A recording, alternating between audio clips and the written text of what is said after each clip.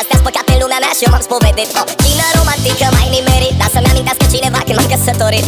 Eu fac haosul curat zi de zi, lângă mine e coșmar, dar fără mine cum ar fi, știi?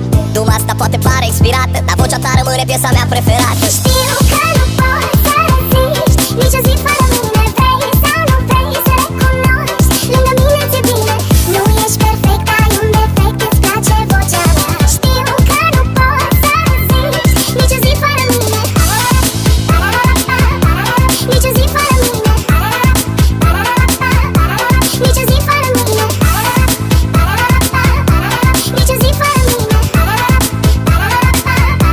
Nici o zi fără mine. Și ne înțelegem de minune, ne plimbăm pe faleză ca în telenovele, ok, acum chiar mi-au viteză. Și scuză-mă că intervin să fac o paranteză, dar tu chiar nu vezi că eu vorbesc rusă, tu chineză. Și cum se face că stăm ca pe ace, nu știm face pace și parcă ne place. Nimeni nu mă întoarce, de mâine mă schimb, dar te rog să-mi zici cum vrei să te mint. Serios sau zâmbind la telefon sau pe Facebook, ai întors lumea pe dos și tu n-ai găsit paput. Pentru mine, pentru noi, care noi, noi doi, ce foa.